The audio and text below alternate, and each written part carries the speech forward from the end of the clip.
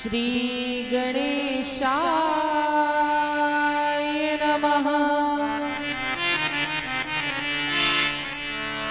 ओम श्री रामकृष्ण चंद्राय नमः।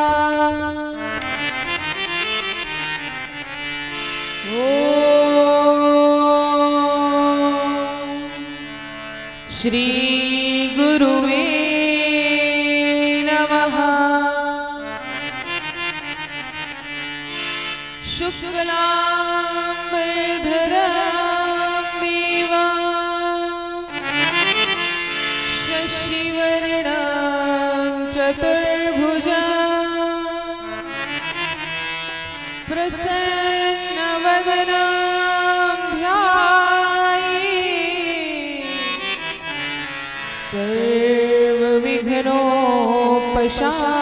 सर्वविघ्नोपशान्तये।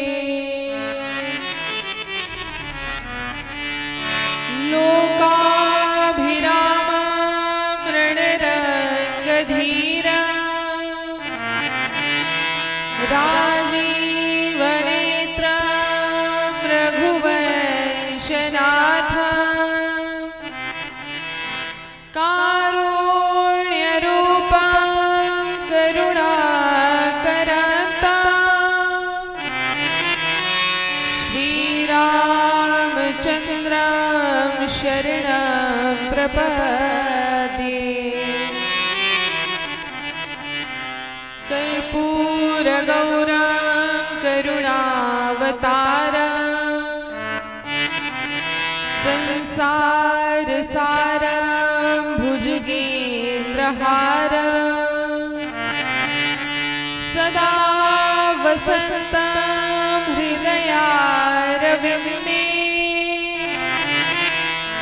भवं भवानी सहितं नमामि। मनोजवं मारुततुल्यवेगं जितेन्द्रियं बुद्धिमतां वरिष्ठं वातात्मजं वानरयोत्तमोख्यं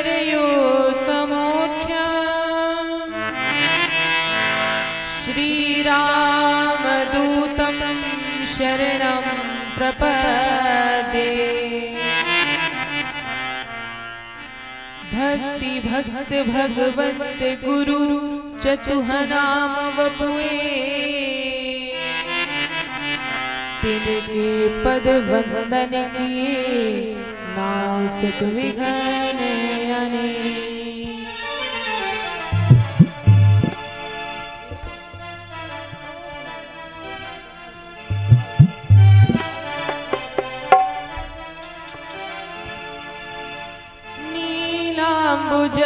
नीलाम्बुजश्याम मलकोमलांगं नीलाम्बुजश्याम मलकोमलांगं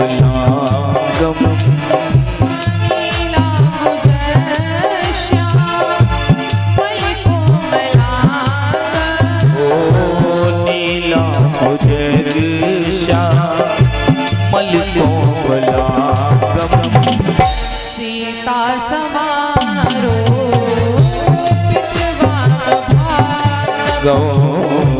सीता समारो प्रतुपाभागं मंगल भवन अमंगलहारी मंगल भवन अमंगलहारी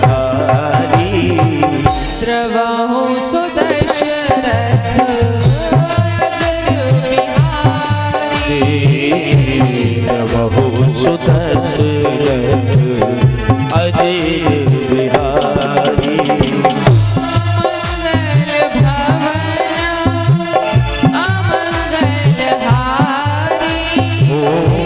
मंगल भवन अमंगलहारी उमा सहित जी जप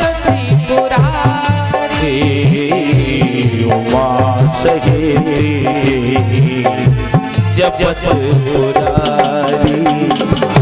सिया राम मैया सब जग जानी। ओ सिया राम मैं सब जग जानी। करहूं प्रणाम जोरी जुग बानी। करहु प्रणाम जोर जुग पानी। सीता राम चरण रति मोरे। ओ सीता राम चरण रति मोरे।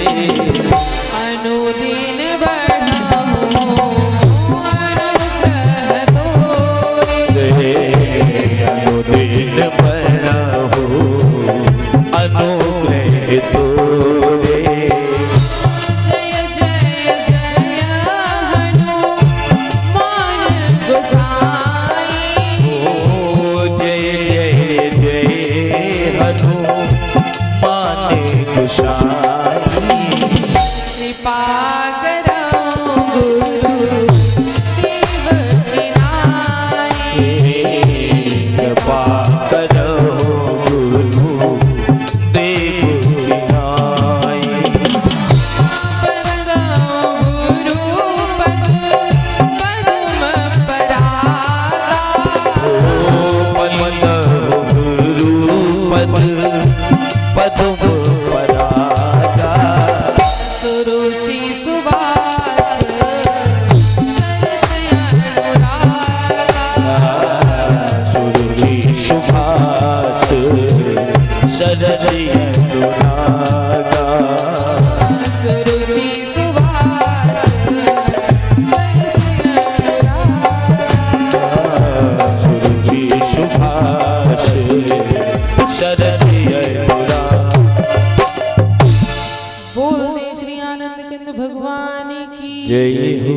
आइए हम आप दो बार श्री भगवत नाम का संकीर्तन कर लें, जिससे कि हमारा मन श्री राघव जी की कथा में लगा रहे।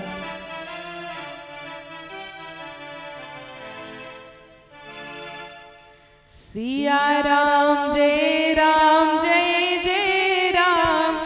सिया राम जय जय सिया राम। सिया राम जय जय राम। सिया राम जय जय सिया राम। सिया राम जय जय राम। सिया राम जय जय सिया राम। सिया राम जय जय राम। सिया राम जय जय सिया राम। सिया राम जय जय राम। सिया राम जय जय सिया राम। सिया राम जय जय राम। सिया राम जय जय सिया राम।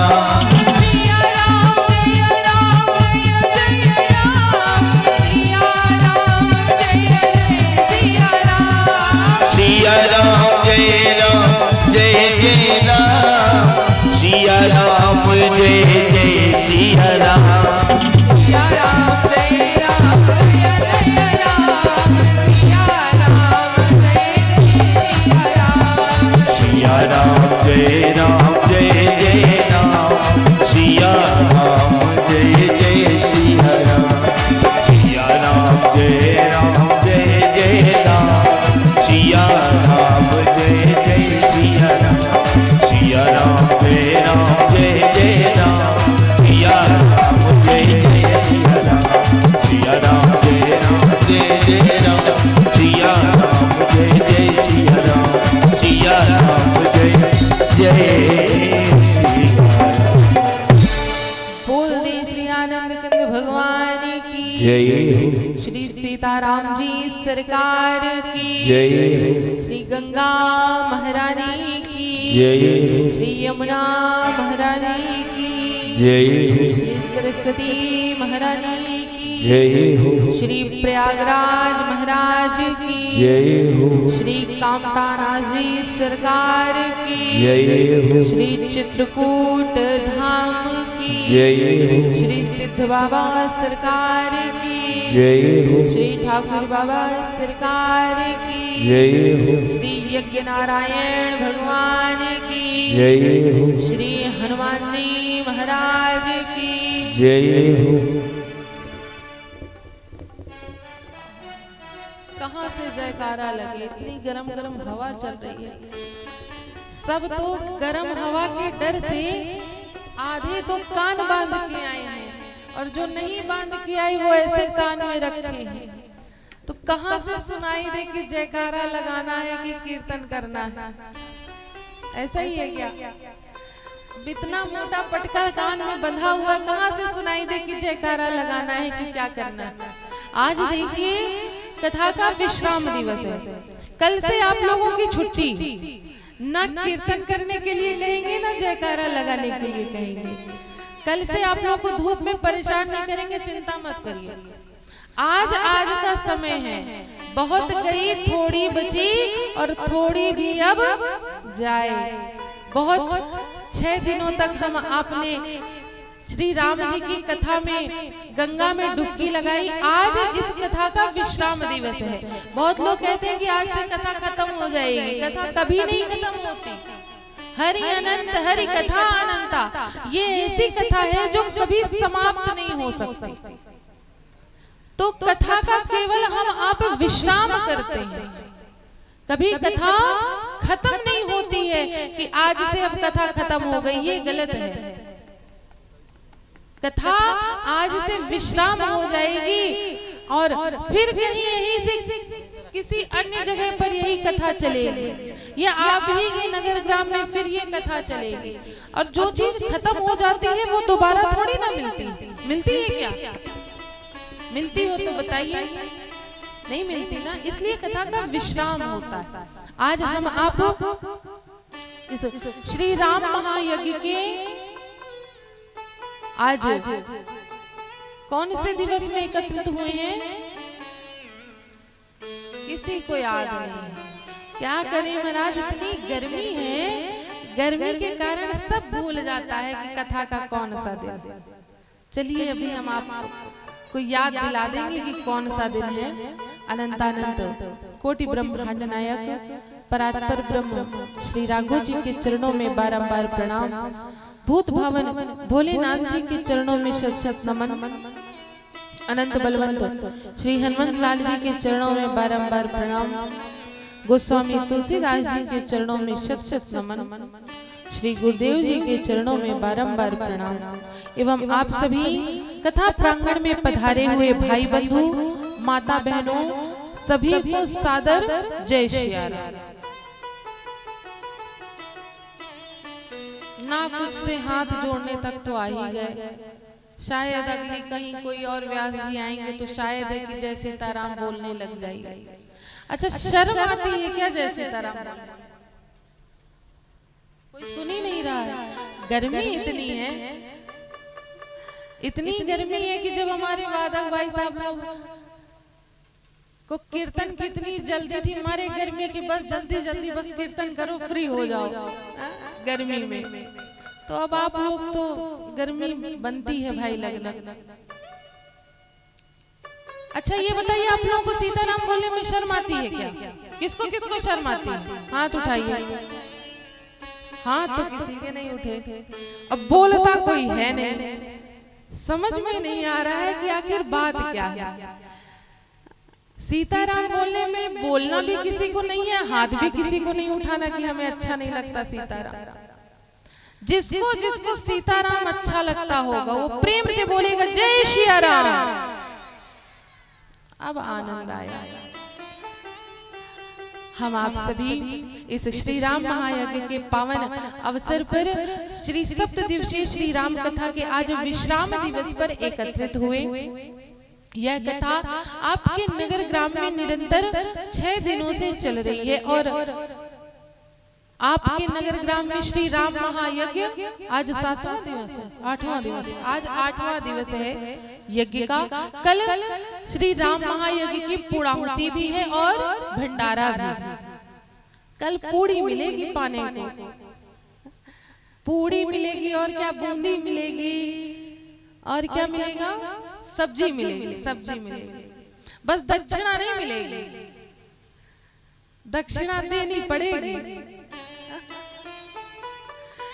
कल ये जो आप लोगों के सहयोग से ये जो श्री राम महायज्ञ का इतना अच्छा सुंदर आयोजन आप लोगों के नगर ग्राम में रखा गया, कल इसका विश्राम दिवस है।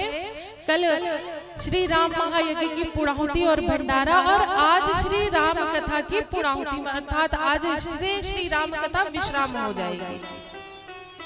आप लोग बड़े भाग्यशाली हैं कि आप लोगों के नगर ग्राम में इतना बड़ा यज्ञ का आयोजन हुआ। ये यज्ञ कोई साधारण पूजा नहीं है, अनुष्ठान नहीं है।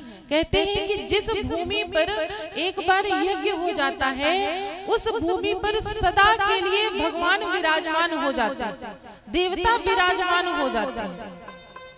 एक बार श्री भोले बाबा माता पार्वती के साथ विहार कर रहे थे आकाश मार्ग से। उसी समय पर भोले बाबा की एक स्थान पर नजर पड़ी। भोले बाबा वहां से नीचे उतरे और उस जगह पर लेट करके प्रदक्षिणा करने लगे, लेट गए, प्रणाम करने लगे। पार्वती माता ने पूछा कि हे प्रभु, आप ये क्या कर रहे हैं, इस धरती पर क्यों लेट रहे हैं, इस धरती को क्यों प्रणाम कर रहे हैं। तब भोले बाबा कहते हैं कि देवी, ये वही धरती है, यहाँ पर ना एक बार यज्ञ का आयोजन हुआ था, यहाँ पर इस धरती पर एक बार यज्ञ हुआ है, इसलिए मैं इस धरती को प्रणाम कर रहा हूँ। फिर उसके बाद भोले बाबा और माता पार्वती आगे बढ़े। फिर एक स्थान पर भोले बाबा ने वही कार्य किया, नीचे उतरे और लेटने लगे, प्रणाम करने लगे। फिर माता पार्वती ने पूछा कि प्रभु, क्या यहाँ पे कभी कोई यज्ञ हुआ। तो भोले बाबा कहते हैं कि देवी, यहाँ यज्ञ नहीं हुआ, लेकिन यहाँ पर यज्ञ होने वाला है, इसलिए मैं इस धरती को प्रणाम कर रहा हूँ। अब आप लोग सोचिए कि आप लोग कितने भाग्यशाली हैं कि आपके नगर ग्राम क्षेत्र में यज्ञ का आयोजन हुआ। अर्थात इसका मतलब समझते हैं, आपके इस नगर ग्राम में सदैव भगवान विराजमान रहेंगे। यज्ञ नारायण के रूप में जो यज्ञशाला बनी है ना, इसमें सदैव भगवान का निवास बना रहेगा, उस भूमि में सदैव भगवान का निवास रहेगा। ये यज्ञ नारायण की महिमा है, ये यज्ञ की महिमा है। तो आप लोग बड़े भाग्यशाली हैं और आप लोगों के ही भाग्य के कारण हमारे भी सत्कर्मों का कुछ उदय हुआ कि इस राम महायज्ञ के पावन अवसर पर हमको भी श्री राम जी की कथा सुनाने का अवसर मिला। तो आप लोगों को बहुत बहुत धन्यवाद। ना आप लोग ये आयोजन करवाते, ना इसमें भागीदार बनते, ना हमारा यहाँ पर आने का सौभाग्य प्राप्त होता। तो एक बार अपने अपने लिए आप लोग ताली बजा लीजिए। बोल दे श्री आनंद भगवान की जय। आइए अब हम आप कथा में प्रवेश करें, क्योंकि आज की लीला बहुत लंबी है। पूर्व की प्रसंग के अंदर हम आप सभी ने श्री रामवन गमन की कथा और श्री भरत लाल जी के चरित्र का श्रवण किया, कथा को सुना। अब हम आप आगे की कथा में बढ़ते हैं। उसी क्रम में भरत जी जब पुनः अयोध्या वापस चले गए, श्री राम जी, सीता जी, लक्ष्मण जी चित्रकूट में निवास करने लगे। उसी समय पर चित्रकूट में एक राम जी ने लीला करी। इंद्र के बेटे जयंत को भ्रम हो गया राम जी को लेकर कि क्या ये ब्रह्म है।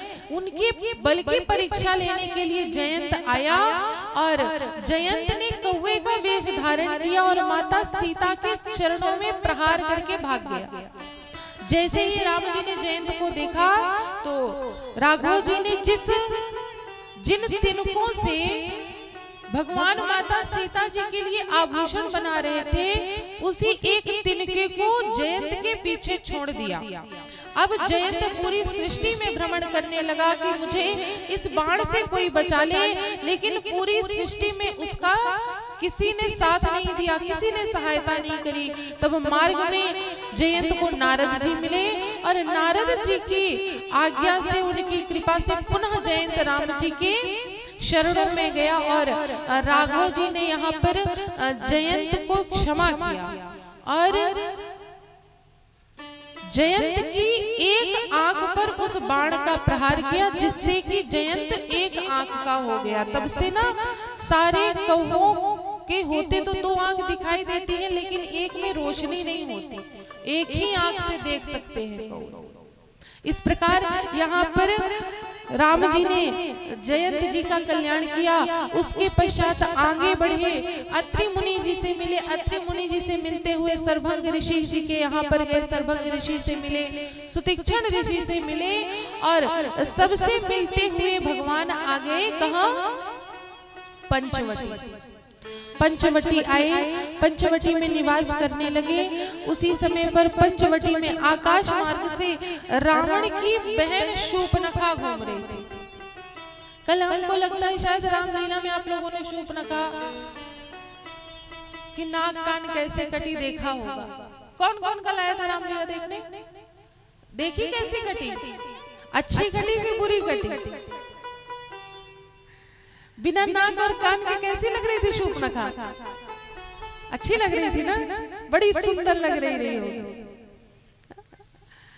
यहाँ पर शूर्पणखा आई वेश बदल करके, बड़ी सुंदर स्त्री का वेश धारण किया शूर्पणखा ने और राम जी से विवाह की लालसा से आई। जब राम जी ने विवाह के लिए मना कर दिया, तब लक्ष्मण जी से कहा, लक्ष्मण जी ने मना कर दिया। शूर्पणखा को क्रोध आया और शूर्पणखा जैसे ही सीता जी पर प्रहार करने के लिए उठी, उसी समय पर लक्ष्मण जी ने यहाँ पर शूर्पणखा की नाक और कान को काट दिया। जैसे ही नाक और कान कटे, शूर्पणखा गई अपने भाई खर और दूषण के पास। खरदूषण के पास गई, कहने लगी कि मेरी नाक कान कट गई, तुम लोग यहाँ पर मदिरा पान करके लिप्त हो। तब खरदूषण ने पूछा, किसने काटी नाक और कान? तब शूर्पणखा ने कहा कि वन में दो राजकुमार आए हैं, राम और लक्ष्मण, उनके साथ बड़ी सुंदर स्त्री आई है, जाकर के मेरे नाक और कान कटने का बदला लो। तब खरदूषण को एक वरदान था कि उनकी मृत्यु उन दोनों भाइयों के अलावा और कोई नहीं कर सकता। अर्थात खर को अगर कोई मारने वाला है तो वो दूषण, और दूषण को कोई मार सकता है तो वो खर। और दोनों भाइयों में अगाध प्रेम था, दोनों कभी एक दूसरे को मारने की चेष्टा नहीं करते थे, लेकिन राम जी की ऐसी माया फैली कि दोनों भाई आपस में लड़ करके समाप्त हो गए। जब खरदूषण मरे, शूर्पणखा गई रावण के पास, रावण से कहा कि खरदूषण मर गए, अब आप जाइए और उनके पास ना उनके साथ एक बड़ी सुंदर स्त्री है, अगर वो स्त्री यहाँ आ जाए तो लंका की शोभा बढ़ जाए। रावण आया, मारीच की मदद ली और वेश बदल के आकर के माता सीता का हरण करके ले गए। रास्ते में जटायु जी मिले, रावण से उनका युद्ध हुआ। युद्ध में रावण ने जटायु जी के दोनों पंखों को काट दिया। दोनों पंखों के कटने के बाद जटायु जी धरती पर गिर गए और रावण माता सीता को लेकर के लंका की ओर चला गया।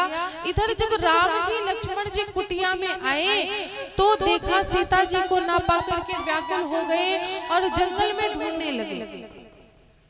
जंगल में ढूंढते ढूंढते पहुंचे जटायु जी के पास। वहां पर जटायु जी राम राम का सुमिरन कर रहे थे। जटायु जी के पास पहुंचे, उनसे पूछा कि तात आपकी यह अवस्था कैसे हुई? तब जटायु जी ने कहा कि रावण आया था और वो सीता को लेकर के जा रहा था। मैंने बहुत बचाने की कोशिश की राघव, लेकिन बूढ़ा हो गया था मैं, इसलिए उसने मेरे दोनों पंखों को काट दिया और वो सीता को लेकर के आगे चला गया। जटायु जी से राम जी ने कहा कि तात मैं आपको अभी नवीन पंख दे देता हूँ, आपके नवीन प्राण कर देता हूँ, नवीन ऊर्जा का संचार कर देता हूँ। तब राम जी से जटायु जी ने कहा कि नहीं राम, अब मुझे जीने की इच्छा नहीं है, क्यों तात आप ऐसा क्यों कहते हैं? तब जटायु जी ने कहा कि जिसकी मृत्यु आपकी गोद में सर रख करके हो जाए उससे बड़ा बड़भागी कौन है। अब मुझे जीने की कोई इच्छा नहीं है, अब आप तो मुझको सद्गति प्रदान करिए, अपने चरणों में निवास प्रदान करिए। यहाँ पर राम जी ने जटायु जी को सद्गति प्रदान करी, जटायु जी की अंत्येष्टि करी और आगे बढ़े।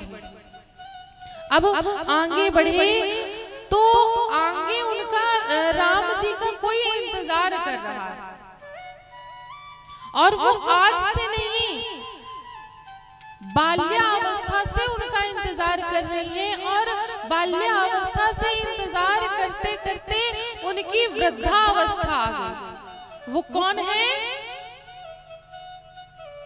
पता सबको है, लेकिन याद किसी को नहीं आता, है ना? कौन है? शबरी जी। सूपनखा की तो नाक कान कट गई, वो तो गई रावण के वहां। कौन कह रहा है सूपनखा? आवाज आई भाई। एक चीज आज के समय पर देखिए, कलिकाल की एक बड़ी सुंदर विशेषता है, जो धर्मशील व्यक्ति होते हैं उनके नाम ज्यादा याद नहीं रहते लोगों को, और जो कुख्याति व्यक्ति होते हैं उनके बड़े नाम याद रहते हैं कि ये बड़ा कुख्याति है, इससे बच के रहना है, तो उसका नाम बड़ा याद रहेगा। जो धर्मशील होगा उसका नाम भूल जाते हैं, जो धर्मात्मा होगा ना तो याद, अरे हाँ एक बड़े धर्मात्मा व्यक्ति थे, क्या नाम है उनका याद नहीं आ रहा, कुछ तो नाम था। वही हाल है, शूर्पणखा तो सबको याद होगी। कल इतना अच्छी शूर्पणखा आप लोगों ने देखी होगी, इसलिए और ज्यादा याद है। कल सुंदर सी शूर्पणखा के दर्शन भी हुए होंगे ना, इसीलिए। यहाँ पर माता शबरी बाल्यावस्था से उनकी वृद्धावस्था आ गई, और वो केवल राम जी की प्रतीक्षा कर रही हैं। किसके आदेश से? अपने गुरु मतंग ऋषि जी के आदेश से। उनके गुरु मतंग ऋषि जी ने कहा था कि शबरी तुम यहीं पर रहना, एक ना एक दिन भगवान जब परम ब्रह्म परमेश्वर इस सृष्टि पर आएंगे मनुष्य का रूप धारण करके, तो इसी मार्ग से निकलेंगे, और उनके आने वाले मार्ग में उनको तुम्हें रास्ता बताना है कि अब वो आगे कहाँ जाए, इसलिए तुम यहीं पर निवास करो। उस दिन से शबरी माता आज तक उनका केवल एक ही काम था, एक ही गीत गाती, एक ही काम करती। क्या? कि मेरी झोपड़ी के भाग आज खुल जाएंगे, राम आएंगे।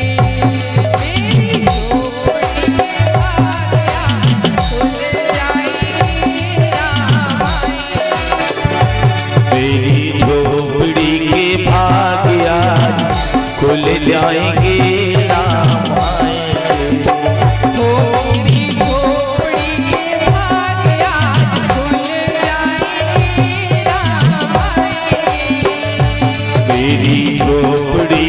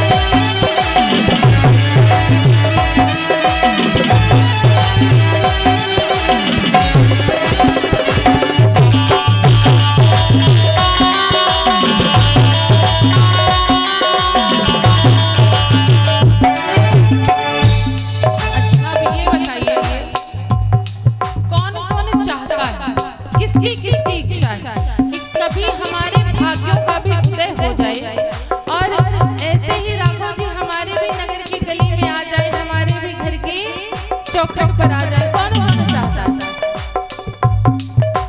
पीछे वाले नहीं चाहते, भाई बंधु तो चाह रहे हैं कि आ जाएंगे भगवान तो खर्चा बढ़ जाएगा।